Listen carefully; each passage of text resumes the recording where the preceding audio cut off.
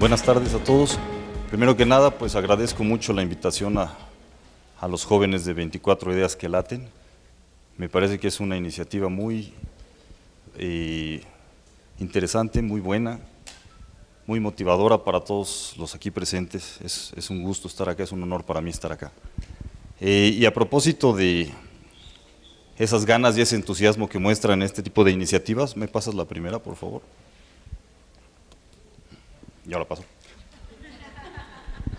Les recomiendo mucho en sus ratos de ocio que se metan a las pláticas estas que se llaman TED Talks, no sé si las conocen, y en particular la de este biólogo, uno de los científicos más importantes de nuestros días, el doctor Edgar Wilson, en donde es precisamente una plática inspiradora para jóvenes científicos, más hacia los biólogos, pero no importa, no necesitan ser biólogos ni necesitan ser científicos, simplemente es una personalidad de ese tamaño, les habla a los jóvenes para motivarlos a enfrentar los problemas del presente con esa energía que ustedes muestran en este tipo de eventos. Yo los felicito mucho y ojalá puedan escuchar las pláticas del doctor Wilson. Bueno, las instrucciones que yo recibí para esta plática es que tengo que presentarles un problema ambiental y la solución al problema. Yo les voy a presentar el problema y no la solución al problema, porque no creo que haya una solución al problema. La siguiente, por favor. Entonces, el problema es la pérdida de especies, la extinción de especies en la que estamos viviendo actualmente.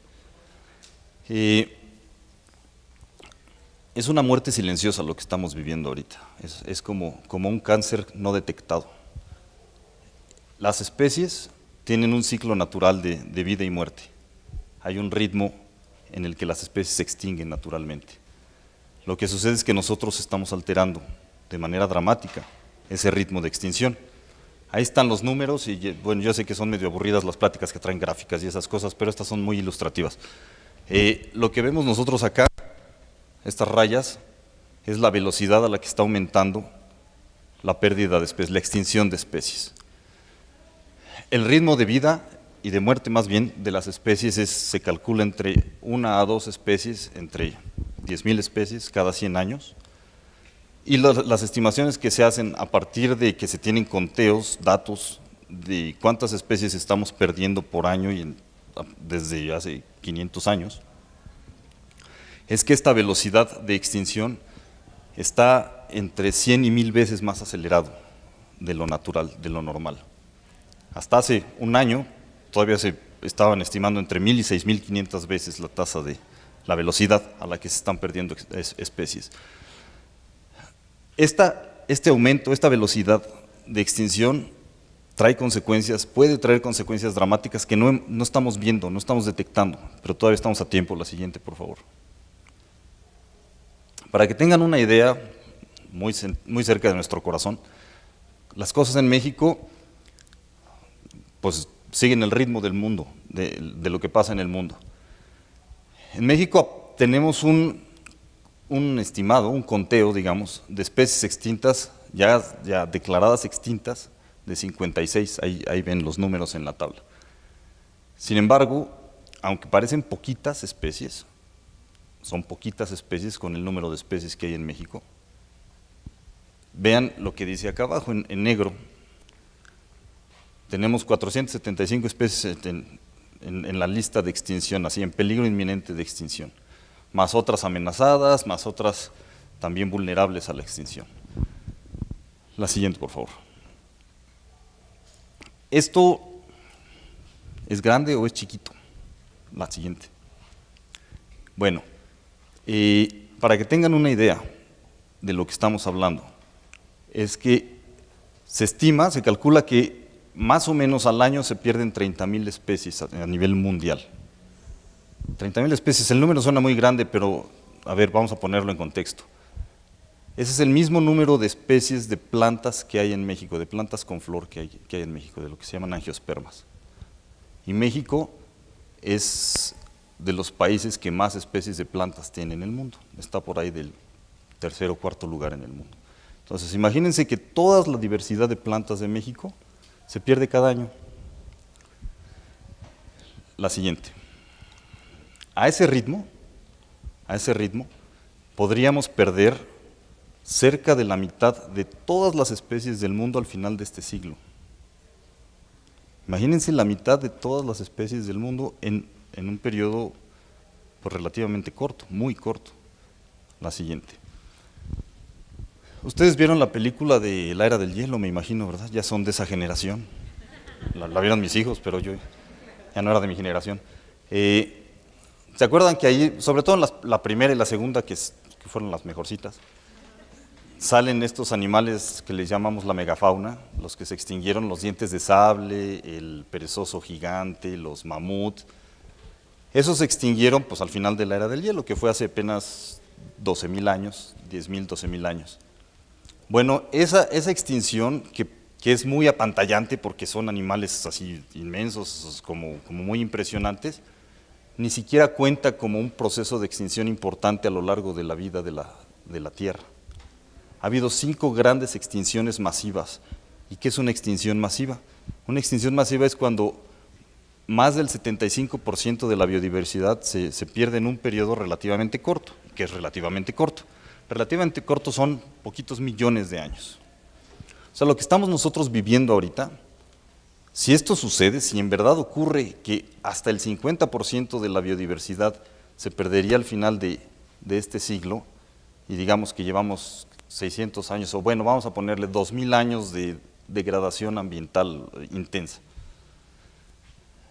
Estamos hablando de un evento de extinción masiva comparado, el último fue el de la extinción de los dinosaurios, comparado con eso, mucho más por encima de lo que pasó al final de la Era del Hielo. Y les digo, es una muerte silenciosa porque no nos damos cuenta, ni siquiera los biólogos, los que somos especialistas en el campo, nos damos cuenta de que eso está sucediendo. Entonces, esta plática tiene la intención de hacerles darse cuenta de que estamos metidos en un problema grave con esto de la pérdida de las especies. La siguiente. Ahora, el problema de la extinción es que no necesitan ser amantes de la naturaleza ni vestirse de verde para que les pegue ese problema, para que les duela en su corazoncito. Porque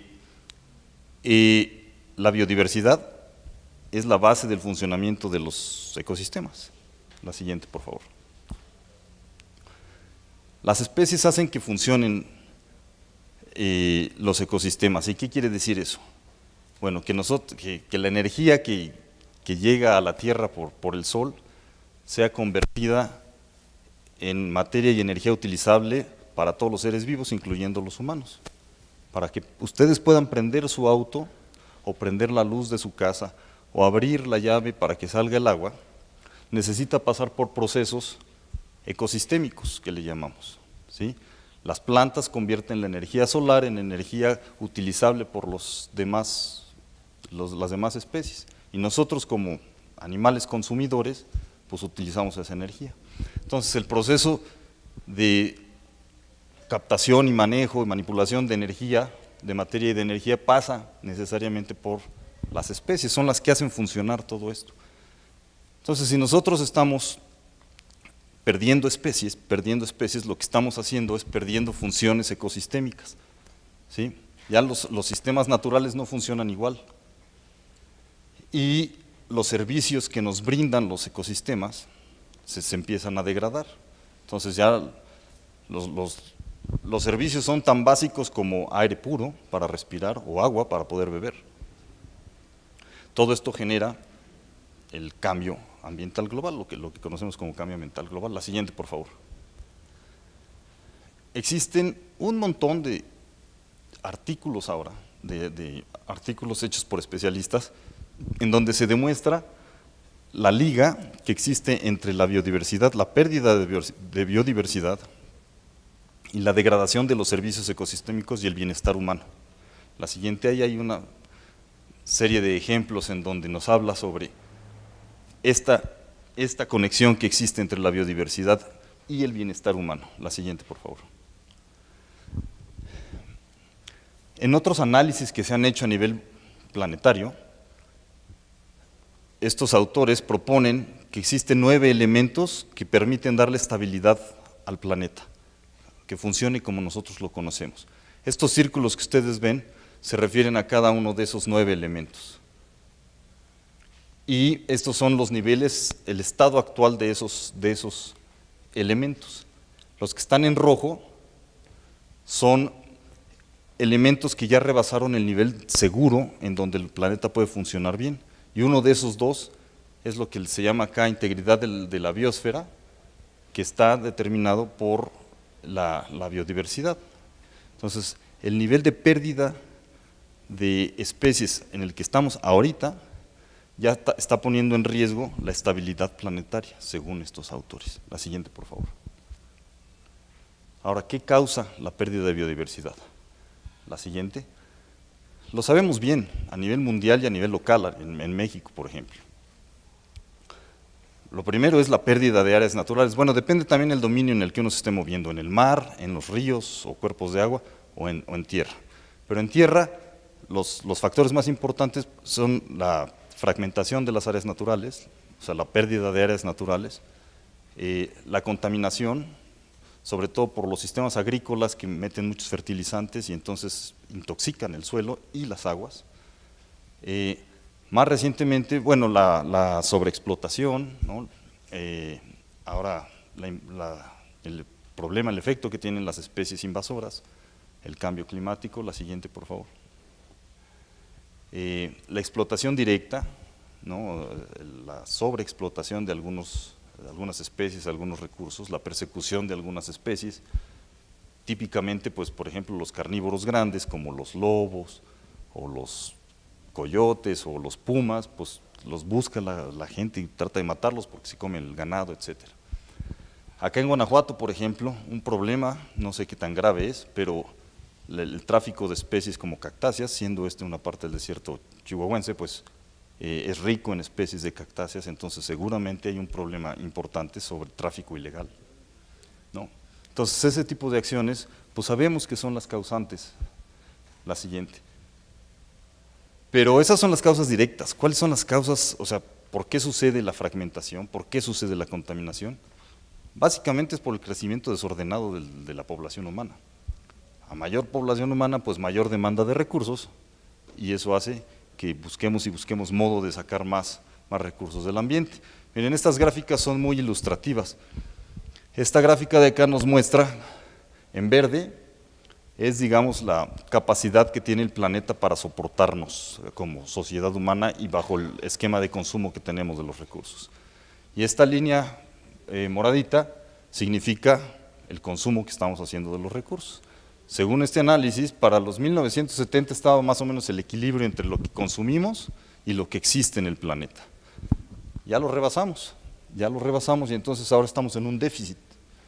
Es decir, al ritmo de consumo que tenemos ahorita, necesitaríamos un planeta y medio para sostener la vida en el largo plazo. Si viviéramos como los gringos, por ejemplo, digamos en el esquema de consumo que tienen en los Estados Unidos, pues necesitaríamos 4 planetas para poder soportar ese sistema de vida. Entonces, digamos, el problema radica en nuestra forma en que utilizamos los recursos naturales, que somos despilfarradores por naturaleza, ¿sí? La siguiente, por favor. ¿Cómo está la cosa acá en México? La siguiente.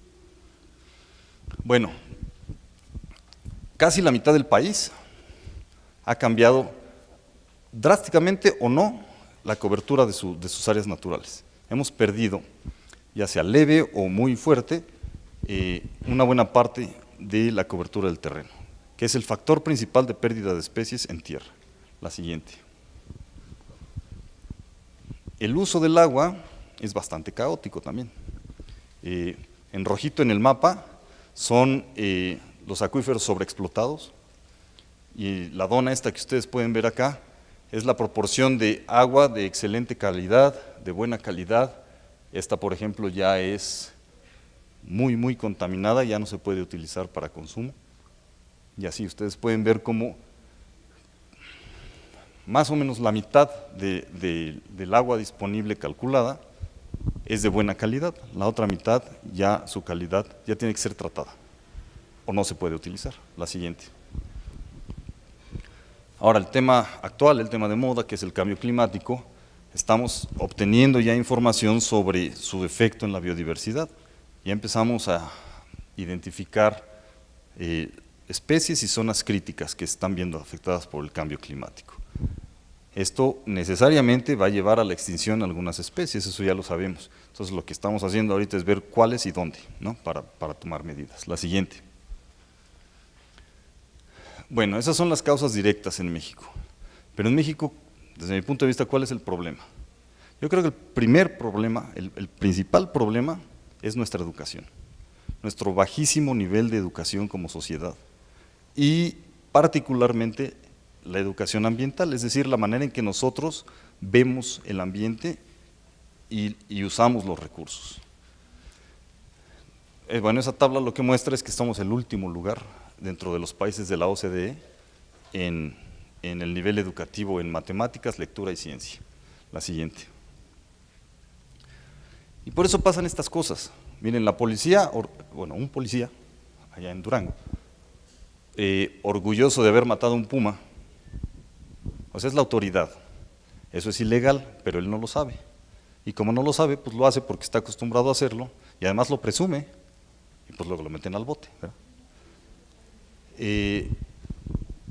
Pero no es culpa del policía, o sea, él es digamos, víctima del sistema educativo en México, de la percepción de toda esta inercia que tenemos en el país de cómo vemos, cómo nos relacionamos con la naturaleza. La siguiente.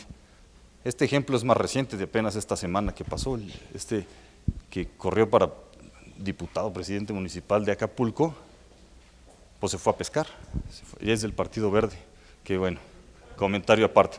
Pero vean nada más cuántos crías de tiburón, o sea, ¿para qué? O sea, ni que los fuera a vender, o sea, es por deporte. Sí me explico, o sea, es que nuestra forma de ver los recursos naturales es que son para que nosotros los consumamos, y eso es justamente ahí es donde debemos de cambiar. La siguiente, por favor.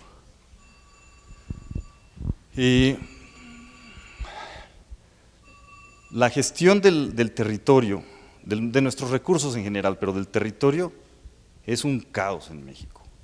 O sea, cómo nos repartimos la tierra y para qué se va a utilizar, está conducida por intereses económicos, en primer lugar. No se tiene una visión de desarrollo de país para eso. Y la corrupción omnipresente, ¿no? Entonces el que dé más, pues a ese le toca más. La siguiente. Y en este estado, pues que ha vivido con la minería desde siempre y lo ha hecho glorioso como estado, pues hay que cambiar no la minería, no dejar de hacerlo, simplemente las formas de hacerlo, ¿no? La siguiente. La siguiente. La siguiente. Y otro problema importante en México es la legislación ambiental. Es relativamente nueva comparada con otros países, no está madura, pero la implementación de la ley está por los suelos. Nuestra autoridad ambiental, que es la Profepa, la siguiente por favor, no tiene presupuesto suficiente para hacer cumplir la ley. El problema en la legislación no es propiamente la ley no estaría tan mal, el problema es que no se hace cumplir la ley. Y no se hace cumplir la ley porque pues la Profepa es como una oficina de tercera dentro de todo el esquema de gobierno, ¿no? O sea, porque no vemos a los recursos naturales como recursos estratégicos para el desarrollo del país. La siguiente, por favor. Bueno, esto de la pérdida de especies es un problema complejo, es decir, que tiene muchas caras. No hay una solución para esto, no hay una receta mágica que nos diga tenemos que hacer una cosa para que esto deje de suceder, sino que tienen que ser acciones desde diferentes niveles, desde diferentes posiciones y diferentes acciones. La siguiente. Retomando las palabras de Wilson, dice, cada problema es una oportunidad y cuanto más difícil el problema, mayor será la importancia de su solución. Bueno, este es un problema al que vale la pena entrarle, porque es un problema del que depende nuestra existencia. No lo vemos ahorita, pero en 10 años, en 15 años, cada vez lo vamos a ir sintiendo más y más y más. La siguiente. Entonces, para mí, la clave está en la educación y la conciencia social sobre nuestra forma de relacionarnos con los recursos naturales. Estamos muy mal educados, y a este foro pues solamente vienen las personas que no necesitan ser educadas porque ya están educadas o ya están concientizadas. O sea, a todos los que estamos aquí nos interesa pues, los recursos naturales, creemos en el paradigma de la sustentabilidad, etcétera. Pero los que estamos aquí necesitamos salir y hablar con la demás gente, hacerles entender que tenemos un problema y que tenemos la solución en nuestras manos. Los de ustedes, supongo algunos de ustedes están estudiando biología o ciencias ambientales o carreras afines. Bueno, ustedes van a tener armas, elementos para poder demostrar que lo que dicen es cierto. La siguiente. Hay acciones que pueden ser desde lo individual hasta lo colectivo. Dentro de las acciones, y no es ninguna cosa nueva, pues, o sea, son cosas de sentido común. De las acciones individuales, les digo, difundir la información, convencer a los demás, eso es muy importante. Nosotros mismos, ser medidos con el uso de los recursos, todos los recursos, la luz, el agua, el gas, la gasolina, es decir, los recursos no es para que los devoremos. Eso es lo que ha pasado, que somos así depredadores. Entonces necesitamos ser medidos con eso. Somos la única especie, por lo menos que se sepa, que tenemos conciencia. Conciencia quiere decir que sabemos dónde estamos y que podemos proyectarnos hacia el futuro. Es increíble que teniendo conciencia no estemos utilizándola para nuestro beneficio en el futuro. Estamos haciendo lo contrario. En México, en particular en México, el tráfico ilegal de especies es un problema muy serio, es un gran negocio, y hay políticos de altísimo nivel metidos como la familia Hank, que Jorge Hank Ronk, el que vive allá en Tijuana, pues está reconocido nacional e internacionalmente como uno de los traficantes más importantes de fauna, ¿no? En la Ciudad de México, de donde yo vengo, uno va a un mercado que se llama el Mercado de Sonora, en donde venden cualquier tipo de cosas y uno puede encargar, oiga, necesito un jaguarcito, ¿no me lo pueden? Sí, cómo no, yo se lo consigo, véngase la semana que entra, y aquí tiene su jaguar. Entonces, no promuevan el tráfico, o sea, si hay demanda, va a seguir habiendo la cosa. Entonces, aunque vayan a mascota y tenga su papelito en regla y todo esto, suponiendo que no es tranza, los animales silvestres no son mascotas, traten de evitar el comercio con ellos. No suelten animales de que si ya compraron su tortuguita japonesa, que ni es japonesa, es de acá de Norteamérica, pero que si ya se aburrieron de la tortuguita van y la sueltan al charco, y así pasa con un montón de animales y ahora tenemos un problema de especies invasoras. Yo tengo parientes acá, unos tíos que viven acá y que les gusta ir a los cerros a caminar. Dice, pues ahí van los niños, la gente, con sus resorteras a matar pajaritos. O se encuentran una culebra y ¡pah! ¿No? Tenemos esa cultura, es que así somos, ¿no? Así somos. Entonces necesitamos cambiar esa visión. La siguiente. Y bueno, hay acciones de grupo. Necesitamos incrementar la fuerza social. O sea, las soluciones no van a venir de arriba, de las autoridades a la sociedad. Algunas sí, ojalá. Y algunas funcionan, como Pedro hace ratito nos estaba hablando, Conavio es una institución bastante respetable. Pero la fuerza va a venir de abajo para arriba. Y como los perros, ¿no? A periodicazos o a lo que, como sea. Presionar hacia arriba a las autoridades. Una acción que pueden hacer ustedes hoy en la noche es sumarse ya a iniciativas que existen. Esta, por ejemplo, la Unión de Científicos Comprometidos con la Sociedad. Inscríbanse, no les cuesta nada y ustedes se enteran y se involucran. Hay un montón de asociaciones que están metidas en problemas ambientales. Y pues no tener como miedo ni recato en acercarse y decir lo que uno piensa a las autoridades, ¿no? Que sepan, pues, que las cosas no están bien. La siguiente, por favor. Ya, acabo con la misma. El mundo los necesita con urgencia, jóvenes. Eso es todo, muchas gracias.